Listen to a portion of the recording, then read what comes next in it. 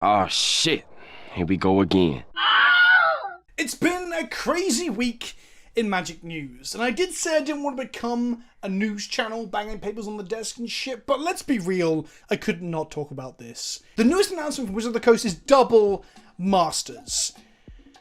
It's a terrible name. I'm sorry. Like, I'm excited for this set, I really am, but that is a terrible name. Anyway, moving on from that. So we had a band restricted announcement, and then hidden behind that we had some really good news in terms of promos being given out to game stores by Wizards for free, which I talked about in a video earlier this week. Then we had Wizards like organize play during the COVID crisis, which then, subtly they reduced the prize payouts by like several $1 million.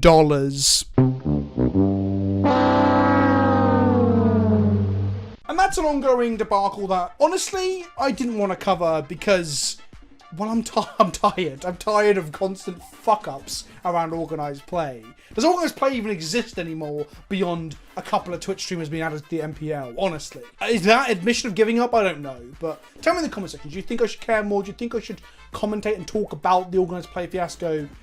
I'm just so fucking tired. So, today was the other next announcement. Fuck me, we're only on Thursday. What are they announcing tomorrow on Friday? Fuck. Double Masters!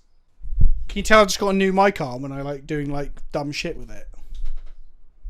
Now let's address the elephant in the room. My hair is shite. I need to go grab a shower and wash my hair, but I wanted to get this out before I finish for the day, because these announcements always come at 4 fucking PM for the Brits. God damn it. But the other elephant in the room is that, wait a minute, did they cancel Masters sets? No, they didn't. Gavin said in a State of Product Design, that's it, State of Product Design article back in 2018, that Master sets were simply going on a hiatus. They didn't have any more coming up after Ultimate Masters. Now, what you have to bear in mind is some context for what Masters products are. If you don't know what Masters products are, here's a real quick rundown. Masters products were originally used to put cards onto Modo that weren't on Modo, Magic the Gathering Online, because those sets never came out on Magic the Gathering Online. Then we got a paper version, we got Modern Masters, which was, by all intents and purposes, a huge success. The boxes are now worth tons of money, it's full of very valuable reprints. The draft environment is by far my favourite sealed booster box draft environment. Then from there we had like Iconic and Eternal and Ultimate and 2 more Modern Masters sets. And on the whole, barring some hiccups like Iconic wasn't that good, and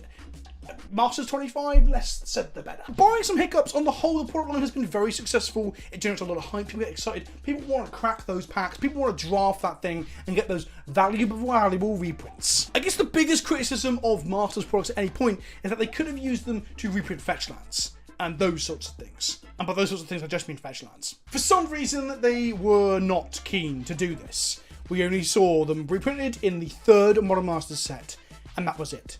There was 3 Modern Masters sets, there's also Iconic, Eternal, Ultimate, and Masters 25. There were 7 Masters sets, and we saw reprints of them in 1. But barring that criticism, Master sets, on the whole, were received quite well. They're a premium priced product, which bugs me a little bit, because I don't know if they really should be pumping the price on these things, but it is a premium product in terms of what you get. Normally the reprints are much more advanced, or in terms of like cost or desirability, so perhaps they are kind of premium. Ultimate Masters had some criticisms because one Ultimate Masters booster box will set you back a measly, a pitiful $335.76. At current exchange rate, that's 256 English pounds, or quid, as we call it colloquially. For the amount of money you would spend on an Ultimate Masters booster box, you can buy a Nintendo Switch, 112 copies of Hannah Montana the movie, the video game for Xbox 360, and yes, I've played it, and no, I don't want to talk about it. Or you could buy a GeForce GTX 1060, the pre-purchase of Warcraft 3 Reforged, a box of Jaffa Cakes, a 4-pack of Monster Energy drink, and a Vindaloo from my local curry house, complete with rice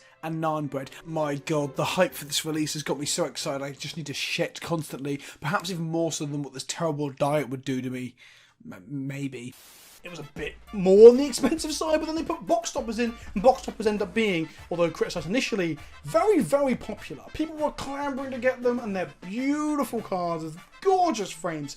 And it was kind of the beginning of this renaissance of card frames we're seeing now, which we're going to come to more in a moment. So, Master sets went away and now they're back. I've been saying for quite some time now they're going to bring them back. I guarantee that this year there'll be a Master set or Horizon set. Go back and watch episodes of Dice to Removal with the Professor where I say these things. I tell him I'd bet you money that one of those things will show up this year. Masters set or Horizons 2. And look, Big Daddy PK was right. You should listen to Big Daddy PK because he's a smart Big Daddy. So we've got double masters. Announced today in thematically quite a cool move of 2 announcement articles. Confusing, and that's kind of on brand for Wizards, but I like it because it's double, right? 2 announcements. Each pack will have 2 rares and 2 foils. Each box will have 2 box toppers. All of these things, great. I love it. I think this is actually a really cool idea. I think the name's kind of so on the nose. I mean, I guess once you've played the double up theme, we might be like, actually, wasn't so bad. And to be fair, one of the cards they previewed was doubling season, which means that there might be a doubling theme in the set. They also mentioned that you can have 2 first picks in a draft, but they haven't said why. That's coming an announcement that'll come at like 10:30 tonight, 10:30 tomorrow morning for me. So I don't know what that means. Is it a team draft set? Is it you open 2 packs, a 6-pack? Who knows? The whole thing is themed around doubling, so maybe the name will feel less on the nose and less stupid as time goes on. Already, after saying it a few times and writing it a few times in my notes, I'm already warming to it a little bit. So first initial reaction, that's dumb as shit. But ongoing reaction, maybe we'll get used to it. 332 cards, 24 packs per booster box. That's kind of a hallmark of master sets. They charge you more and give you less packs. I wish they didn't, but that's just the way they've always done it. I'm not expecting anything different. 15 card booster packs with 2 rares and 2 foil cards per pack. What this does to the economy, fuck knows, but this is still really cool. I'm really excited because it means we'll bring in some partner cards to get reprinted. Peer and Toothy and Draft, gobble me up. 2 non-foil Borderless Showcase box topper cards, including each booster box. Now, the fact that they're non-foil is kind of weird because the foil box toppers from Ultimate Masters are pretty good. And whilst the foiling of Secret Lair is, to be completely frank, dog shit, the foiling of the box toppers and just in general foils in Ikoria is a lot better. This was something I wanted to address at some point, so I guess this is the best place to do it. There is a circle jerk, a meme-filled like fervor that I have helped to stoke around the quality of Secret Lair and just foils in general. Card stock has been an issue for Wizards for quite some time now, especially when it comes to foils. And then, like I said, the Secret Lair foils are bad. But as of the box that I cracked in a video that you can see here, the foiling really was perfectly reasonable. The cards were flat. The cards looked like they can be played with. Now, I am obviously of a privilege of living in Europe, and I believe the box that I was sent was a European stock. I didn't actually check before bidding the packaging. So European stock often is in a better place. But let's just stop and admit when things are getting better. Let's not just throw the same shit at the company and complaints when in reality, that's not helping anyone. Now, the box toppers on the other hand for Ikoria, they came out pretty well from the looks of things, but loads of them were damaged because the box topper is just like loosely inserted in the box. It's not strapped to the top of the box. It's not like sealed on the outside like it has been in the past. Yeah. And then they got bent round corners, and there's horror signs, horror stories, horror videos of box toppers bent and buggered. But people are saying they're warped. And they're not. My point is, criticise things that are happening, stop circle jerking the same old shit if it's improving. Anyway, perhaps as a response to all these criticisms, the box toppers for this set aren't going to be foil. Now, some of you are going to be like, good, like, less warping problems in future, right? And others are going to be like, no, I just want these as pimp for my EDH decks. This is the world we live in now, they're not going to be foil. But then let's hit us with this whammy. This is the doubling season that they're going to get in the set. And then this is the box topper. Holy shit. I'm not super into the art of a dinosaur themed box topper doubling season, but like the border, it's actually extended art as opposed to art that's been stretched, which is one of the criticisms of the ultimate box toppers. And it just looks really nice. The colors are vibrant. And then in the other article, we have Blightsteel Colossus, but wait. It's fucking beautiful. I'm not exaggerating when I say, not only is the art great, the composition, the colouring, but just the frame brings it alive. I don't think we applaud the correct things that Wizards are doing enough. Similar to what I was saying about circle jerking the same fucking problems all the time. There's been a lot of moan about homogenization of art over the last couple of years with the move to digital and the move to a cohesive aesthetic in Magic.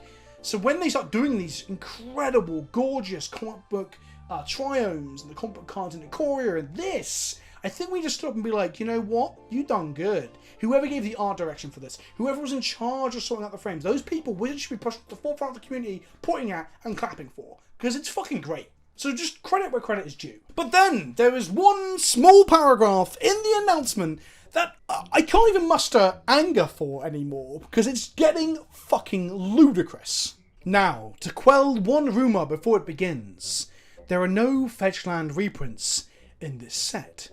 We know we told you there would be another printing of Fetchlands coming this year, and we promised there is, but Double Masters is not that reprint.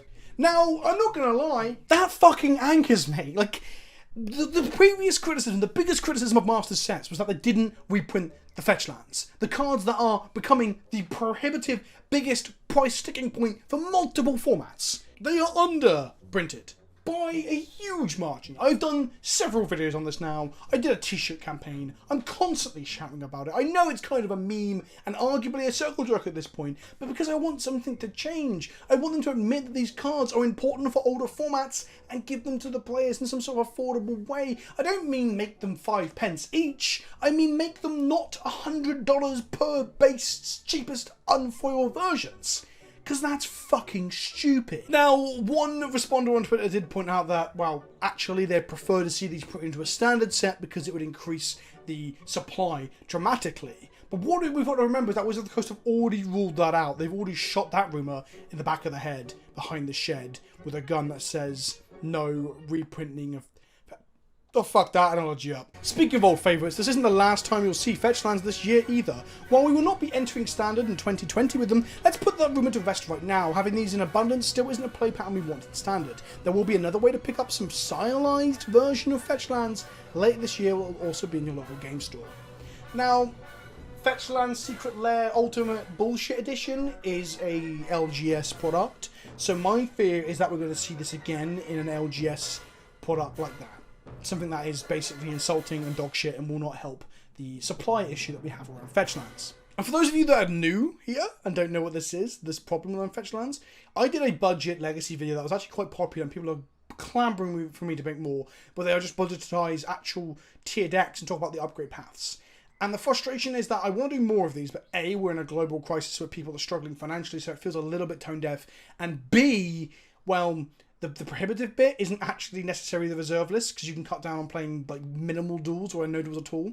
The fact that the Fetchlands cards that can be reprinted, that can be managed by Wizards of the Coast to be more affordable are the barrier to entry makes me fucking livid. So they're not going to be in Standard, they're not going to be in this set, this Master set. So where could they be? Jumpstart is coming up, Commander Legends is coming up. It could be in either of those draft products, those booster products, and that's what we want. We want booster products to be opened in mass if possible. But this video isn't just about Fetchlands, but it is about the Masters announcement, which I am excited for, but my excitement is dulled so badly by this fucking, like, straight up, sorry, no Fetchlands for you.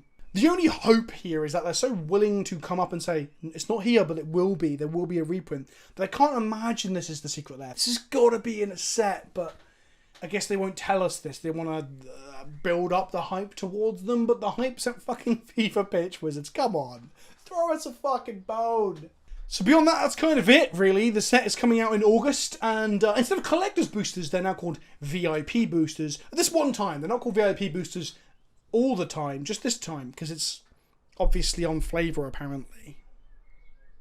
So that's it. Are you excited? Are you not excited? Are you pissed off at the idea that we're not going to see Fetchlands reprinted here? Because I know I am.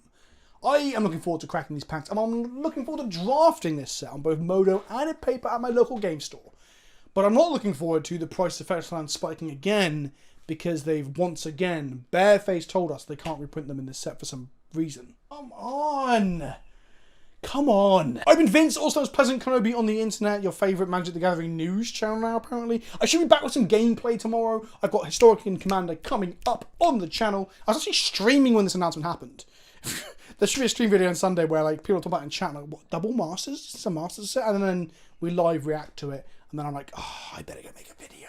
So I was streaming some gameplay when this happened.